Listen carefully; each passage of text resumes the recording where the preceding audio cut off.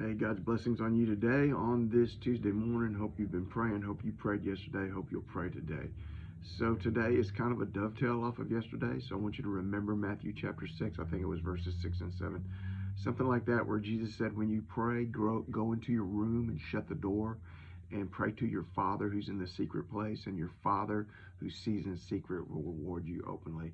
And I talked about how we have to be alone, and we have to be in a secret place, and just in our hearts we have to be still, I guess is what I'm trying to say, and be intimate with God. So there's a passage in 1 Kings, and it's in 1 Kings chapter 19, and Elijah has just finished his great showdown on Mount Carmel. He is fleeing. He has fled from Jezebel, and he's kind of in a little funk, to be honest with you. He's kind of like in a little mini depression after a great spiritual high, and he's looking for the voice of God. And the Lord showed up, and the Lord said, "Go stand on the mountain before the Lord." And the Lord passed by, and there was a great and strong wind that tore into the mountains, a wind that was breaking the mountains apart. It broke the rocks in pieces before the Lord. And it says, but the Lord was not in the wind. And after the wind, there was an earthquake. But the Lord was not in the earthquake. And after the earthquake, there was a great fire, but the Lord was not in the fire. But after the fire, there was a still, small voice.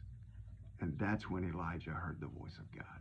That's when Elijah heard from God. It's difficult to know when we're hearing from God. It's difficult to know when God is speaking to us. But one thing I can assure you, it's not going to be in the magnificent. It's going to be when you get alone. It's going to be when you shut the door. It's going to be when you go to the secret place and you put everything else away from you, your phone, the TV, the computer, all the issues of life, and you clear your heart and you clear your mind and you get still before God. That's when you're going to hear his voice.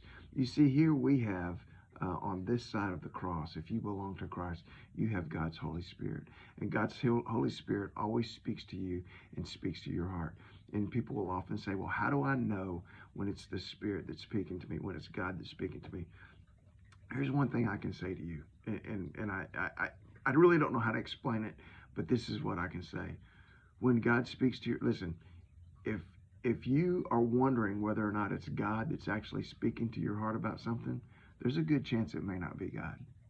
When the God of the universe, when the God of all creation, when the King of Kings and Lord of Lords speaks to your heart, you know it's him, and you know what he's saying. And that's the best way that I can put it.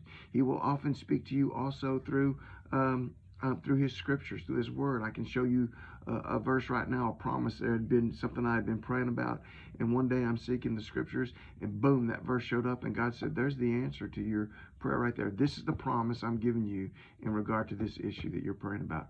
And I keep that promise before me at all times. God often speaks to us through our church or through other people. Listen, other people in my church knew that I was going to be a preacher before I knew that I was going to be a preacher. That's right. They already knew that God was calling me before I knew. And they began to tell me that, and they began to lay the groundwork. God has his Spirit. He can speak to your heart through impressions. He can speak to your heart through a great peace. He can speak to your heart through a great burden. God will speak to your heart through his Spirit, by the word, by the church and others. And there are other ways. I'm not limiting God to only those ways, but I know those ways for a fact that God will speak to you. But you're going to have to get along with him. You're going to have to be still. You're going to have to shut the door and pray to your Father who's in the secret place. And the Father who sees in secret will reward you openly. God bless you, man. Get out there and pray today. Love you. Bye.